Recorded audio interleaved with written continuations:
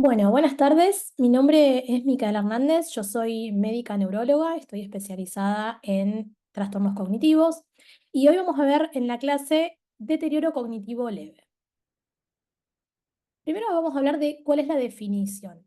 El deterioro cognitivo leve es el deterioro en al menos un dominio cognitivo por debajo de lo esperado al declinamiento cognitivo esperado para la edad, para el sexo y para el nivel educativo. Es decir, que está por debajo de 1,5 desvíos estándar de lo que uno esperaría para la edad, sexo y nivel educativo. Los criterios iniciales fueron puestos o discutidos por el Instituto Nacional del Envejecimiento en conjunto con la Asociación de Alzheimer en el año 2011 y luego fueron revisados en el año 2018. Es importante tener presente que en estos pacientes no hay compromiso de las actividades de la vida diaria, es decir, estas dificultades que tienen no les impide completar las mismas actividades que realizaban previamente y ser independientes. Tiene que también ser objetivable a través de determinados test o pruebas cognitivas, que ahora vamos a ver cuáles son, y tiene que existir una manifestación de la queja cognitiva, sea determinada por el paciente mismo que viene a la consulta, por un familiar o por el médico tratante del paciente. Quizás lo más importante a tener en cuenta es que tener deterioro cognitivo leve aumenta el riesgo de evolución a demencia. Entonces, lo primero que es necesario que diferenciemos es qué es el envejecimiento normal, que es el declinamiento esperado en todas las personas, qué es el deterioro cognitivo, que como dijimos son fallas en distintos determinados dominios cognitivos debajo de lo esperado para la edad, sexo y nivel educativo, pero sin impactar en la funcionalidad. Es decir, que por más de que el paciente haga las actividades o haga las tareas de manera más lenta, las puede seguir completando de manera independiente. Y distinto es la demencia. La demencia, en sus tres estadios diferentes, leve, moderada a severa, implican que sobre este deterioro cognitivo el paciente ya no está pudiendo resolver las actividades de manera independiente. A su vez, las demencias o los deterioros cognitivos leves pueden tener distintas etiologías, causas no degenerativas y causas degenerativas. Dentro de las causas degenerativas, ya se va a ver a lo largo de todo el módulo, pero quizás la más reconocida es la enfermedad de Alzheimer. Hay que entender que en el caso de las causas degenerativas, el deterioro cognitivo leve representa los estadios iniciales de esa causa degenerativa. También saber que el deterioro cognitivo es leve, es decir, no existe un deterioro cognitivo moderado o severo. De deterioro cognitivo leve, si se empiezan a comprometer las actividades de la vida diaria de la persona y la funcionalidad, se pasa al estadio de demencia, que ya puede ser leve, moderada o severa. Entonces, dijimos que, o vamos a mencionar dos conceptos, el envejecimiento normal y qué es a qué le llamamos funcionalidad conservada.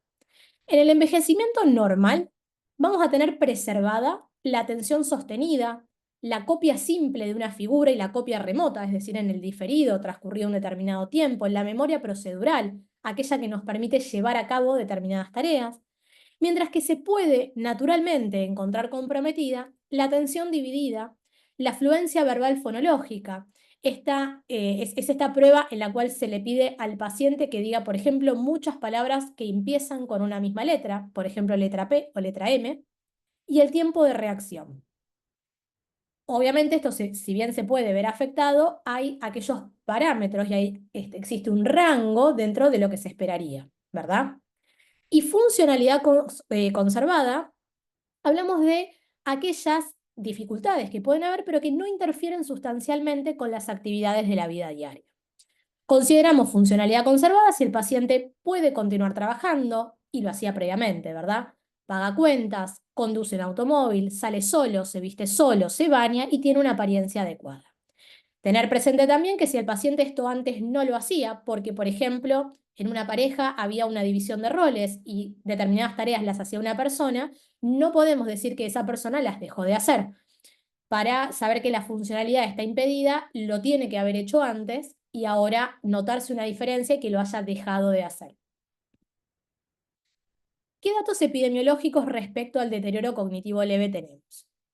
Tiene una prevalencia de entre el 3 y el 22% en mayores de 65 años, es decir, que es bastante frecuente.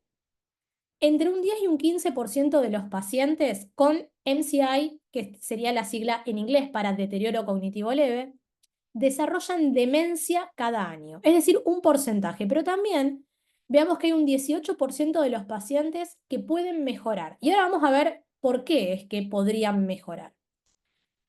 ¿Cuáles son los factores de riesgo? El principal y a la cabeza de todo, la edad. A mayor edad, más riesgo de tener deterioro cognitivo leve. El sexo masculino, el alelo ApoE epsilon 4 homocigota, la historia familiar de deterioro cognitivo leve y factores de riesgo cardiovascular.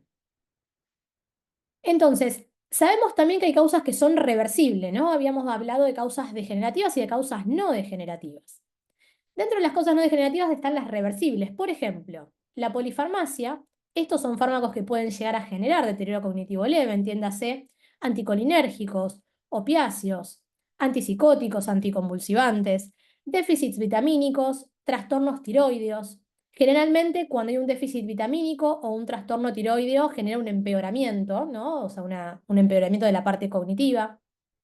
Hiperglucemia, deshidratación, trastornos en la audición o disminución de la agudeza visual, hipotensión ortostática, apneas, hidrocefalia normotensiva como una causa tratable de deterioro cognitivo leve e incluso trastornos del ánimo como ser depresión o ansiedad. Se creería que aquellos deterioros cognitivos que tienen una tendencia a mejorar es porque corresponden a causas reversibles. Uno no espera, si un paciente está empezando o está en los estadios iniciales de una enfermedad degenerativa, que este cuadro vuelva naturalmente para atrás y mejore. Se atribuiría a que ese deterioro cognitivo leve en realidad correspondía a una causa reversible o tratable. Vamos a hacer entonces ahora foco en los factores de riesgo cardiovascular.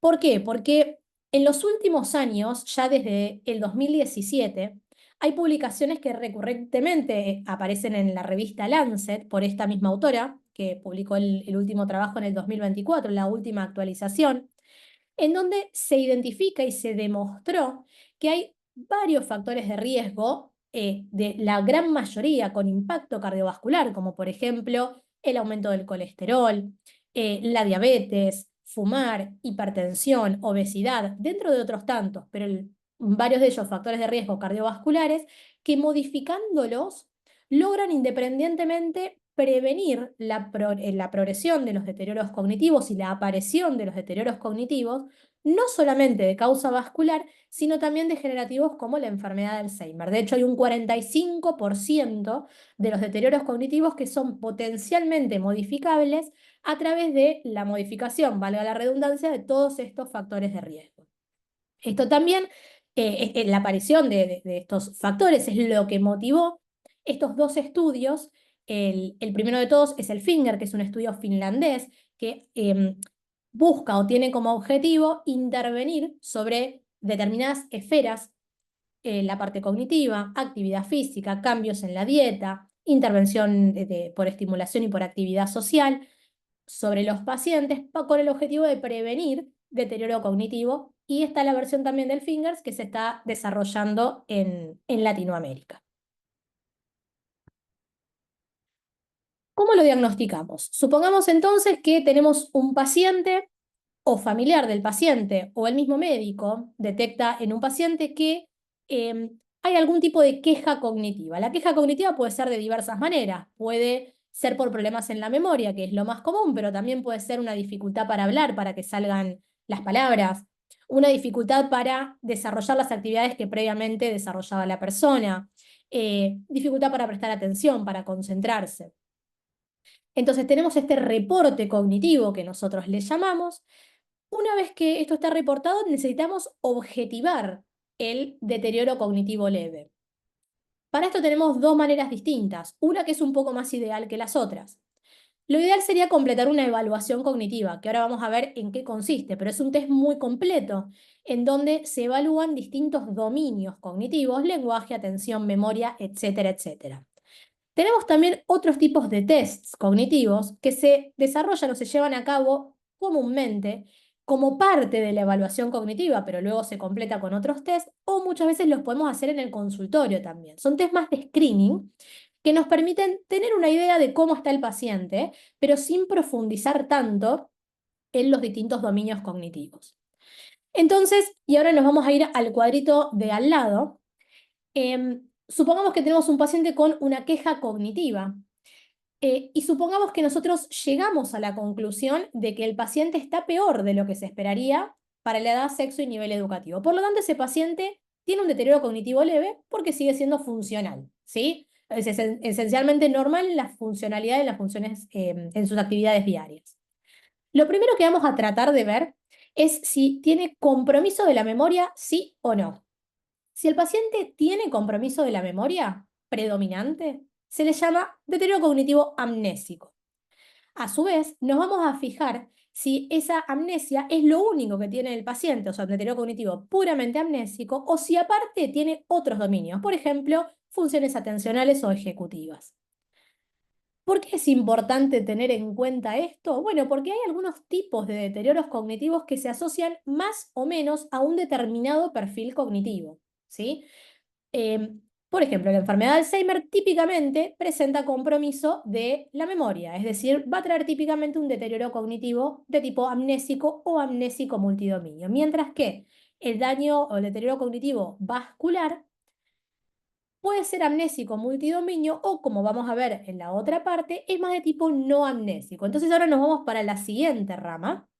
Supongamos que vemos que el paciente no tiene su memoria impedida predominantemente, sino que tiene otros dominios. Entonces nos vamos a fijar, ¿es no amnésico dominio único, por ejemplo, lenguaje, o es no amnésico múltiple dominio, por ejemplo, ejecutivo, atencional y algo de lenguaje? Fijémonos, por ejemplo, que la enfermedad por cuerpos de Lewy tiene un compromiso no amnésico multidominio, predominantemente ejecutivo atencional, ya lo van a ver también. Pero, por ejemplo, la demencia frontotemporal tiene un tipo de deterioro cognitivo no amnésico que suele ser de un dominio único, muchas veces comprometiendo el lenguaje, por ejemplo, dependiendo de las variantes. Acá entonces tenemos un ejemplo de cuáles son los tests de screening del Mini-Mental y del MoCA. Como van a poder ver, bueno, en la diapositiva anterior estaban los puntos de corte, a partir de lo cual nosotros consideramos normal, ¿sí? Y tener presente que aquellos pacientes que no tienen escolaridad suman un punto en ambos, porque, bueno, hay ciertas pruebas que naturalmente no harían por la falta de educación, ¿sí? Entonces, en el Mini-Mental, tanto en el Mini-Mental como en el MoCA, se evalúan distintos dominios. Evaluamos la memoria, evaluamos la atención. Quizás, a diferencia del Mini-Mental, el MoCA evalúa bastante más las funciones ejecutivas, ¿sí? La capacidad de mantener la concentración, la memoria de trabajo, las fluencias fonológicas, que tienen más que ver con funciones ejecutivas.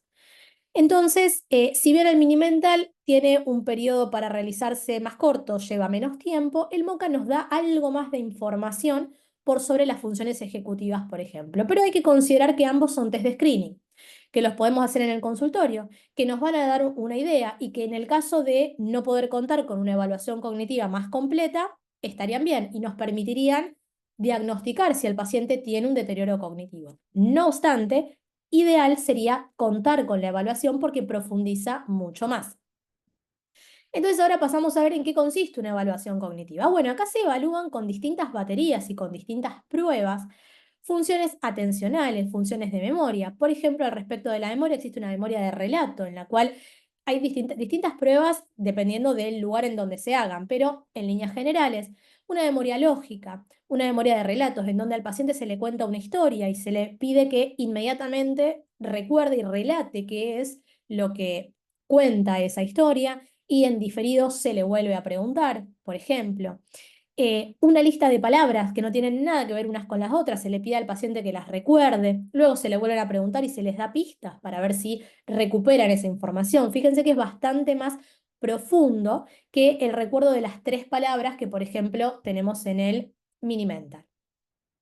La evaluación cognitiva también debe contar con pruebas de funciones ejecutivas, pruebas de alternancia de tareas, de velocidad de procesamiento, de flexibilidad cognitiva. Todo eso constituye las funciones ejecutivas.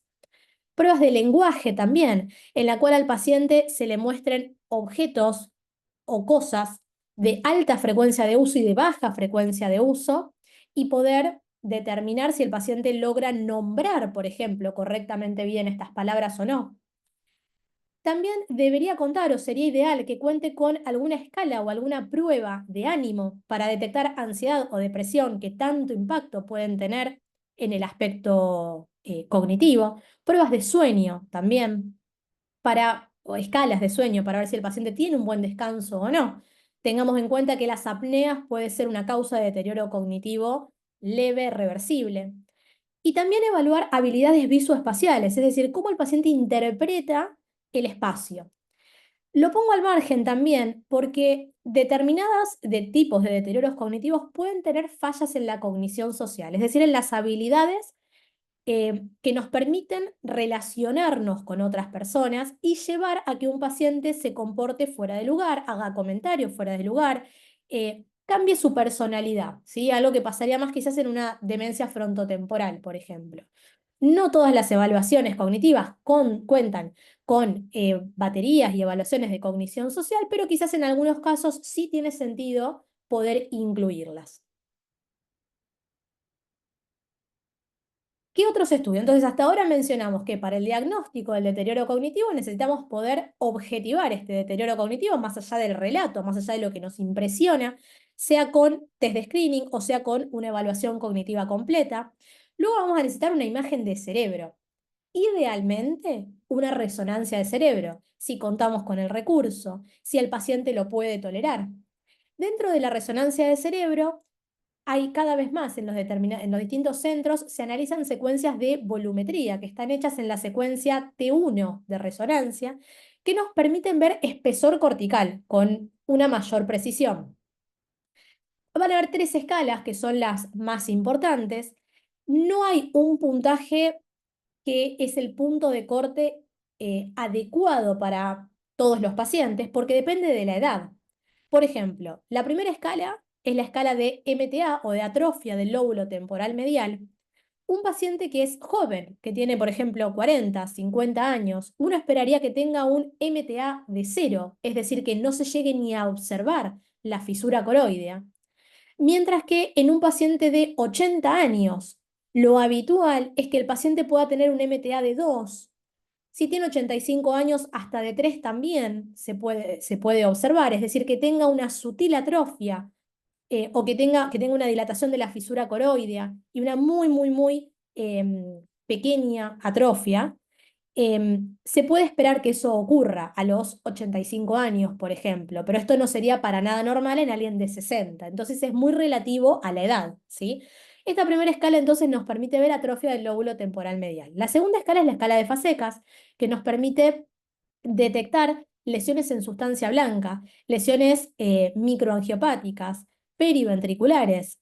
La escala de grado 1 son lesiones aisladas, la de grado 2 tiene tendencia a confluir estas lesiones y las de grado 3 ya son mucho más confluyentes y abundantes. Eh, en este caso, lesiones de grado 2, 3 ya podrían generar un impacto cognitivo. Lesiones de grado 1 uno no espera que tenga un impacto tal que genere un tipo de deterioro cognitivo. Y luego está la escala de Coedam, que lo que nos permite, al igual que la del MTA, es relativa a la edad, ¿sí? Pero nos permite ver atrofia de los lóbulos parietales.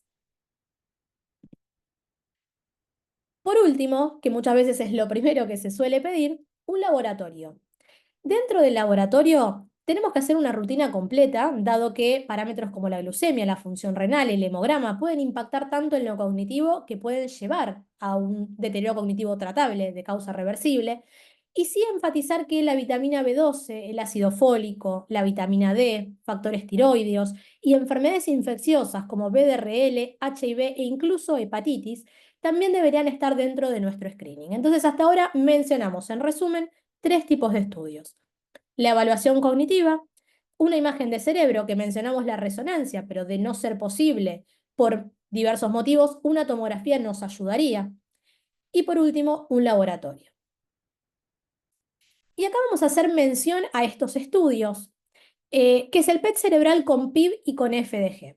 Simplemente voy a hacer una mención porque en realidad cuando vean puntualmente enfermedad de Alzheimer y otros tipos de deterioros cognitivos también, probablemente los vean con mayor profundidad.